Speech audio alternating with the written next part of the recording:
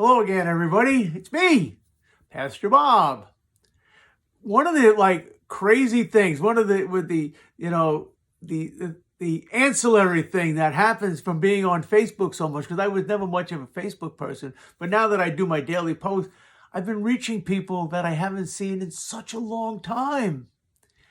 And a lot of people are surprised that I'm a pastor because they know me. And I always say, hey, God has a sense of humor, otherwise I would not be a pastor. But they ask the question, the legitimate question, what made you go into this? Now, I can't put my finger on it. I think there's been a few things in my life that have sort of guided me here, but I wanted to maybe share one with you. As a preamble, I'm really good at preambles. Many of you know that I was raised in Japan. My father was a career soldier, and my mom and I joined him in Korea during the Korean War. And we lived in Busan for a little while, and then from Busan we moved to Yokohama in Japan, and then finally when my father came to Japan to join us, we moved to Tokyo. And we lived on a military reservation, an army reservation in Tokyo. And with us was a young Japanese woman that lived with us named Misako. I love Misako. She was there to sort of help out my mom, but the biggest thing that she did was take care of me, which was not easy. Now, one thing about me then at age 3, 4, 5 is I had really, really, really light blonde hair and blue eyes. Now, I still have blue eyes, but the blonde hair has long since left the planet. And people used to come up to Misako when we were out, and they would say, in Japanese, can we touch his hair? I was like a celebrity. In the early 50s, there wasn't a whole lot of blonde people in Japan. It was a novelty, and people would come and they would just rub my hair. Probably why I don't have it now is because they probably rubbed it all off, all that rubbing of my hair. But that's just an aside. To set up the story is that, so when we came back from Japan in 1955, we settled in Brooklyn, where we were from originally.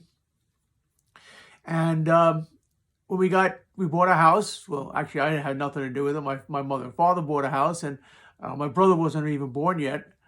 And they asked the neighbors, where do we go to church? There weren't a whole lot of Protestants in the area, in that particular neighborhood, mostly Irish and Italian Roman Catholics. That's what that neighborhood looked like in those days. But the people, the Protestants, all went to the same church. Now, I was baptized in the Lutheran church, but everybody went to the Highway, King's Highway Methodist Church, because Norman Vincent Peale had been the pastor there, and he was famous. He was on radio and he was on television. He was a celebrity, so everybody flocked to the church. It was a thriving ministry, the King's Highway in Brooklyn, in the Flatbush section of Brooklyn. So that's where my parents put me. Now, they continued to go to the Lutheran church, but they put me in the Methodist church. And so I was raised by a bunch of Methodists. And we had Sunday school at 9:30. And church was at 11, and you were expected to go to both. Things have changed. Things have changed. And I remember I was 7 years old. I had been in the church for a couple of years, and I knew my way around really well. And the church, Sunday school was in the basement of the church, in the gym. The gym was in the basement, and that's where we had Sunday school. And what would happen is, after Sunday school would be over, all the kids would go to the candy store around the corner and load up on candy, so we had something to do during church. We'd all go sit up in the balcony and eat candy. That's, we weren't paying attention to church just because. But the problem was that the older kids, by the time they got finished buying their candy, there was no time left for us younger kids to get candy. And it was frustrating. We'd go there and we'd wait, but very seldom did we ever get a chance to get any candy. And so I was thinking of a way that I could possibly do this. Now, it happened that one Sunday morning, the Sunday school teachers all got together and they decided to show a movie. Now, movies in those days were reel to reel, 35 millimeter. We didn't have, anything like Netflix or CDs, DVRs, or any of that kind of stuff. It was reel to reel, and it made a lot of noise. It's the reason I'm telling you this. And all the kids were sitting down, and the lights were out. I said, you know what? Here's my perfect opportunity. I'm going to go to the candy store. I'll go out, get my candy, come back in. Before the lights come back on, they'll never know I was gone. What a genius I was. So I did. I sat in the back. And when the movie started, I tiptoed up the stairs, got out, was walking down the path from the back of the church where the gym door was to the front of the church, and all of a sudden, crash!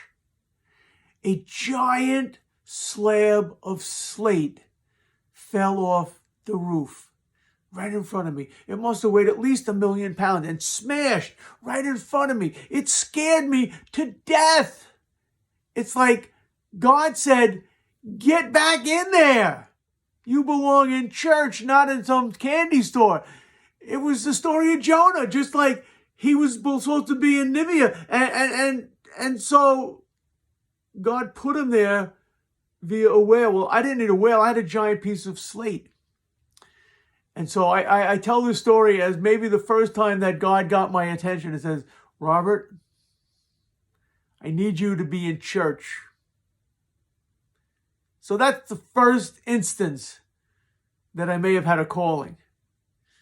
When God wants you, God has a way of getting your attention. And on that Sunday morning, he got my attention. And by the way, I didn't even go to the candy store at all that day. I was scared to death. That's my story. Take it or leave it. Sayonara. See you tomorrow. God bless you all.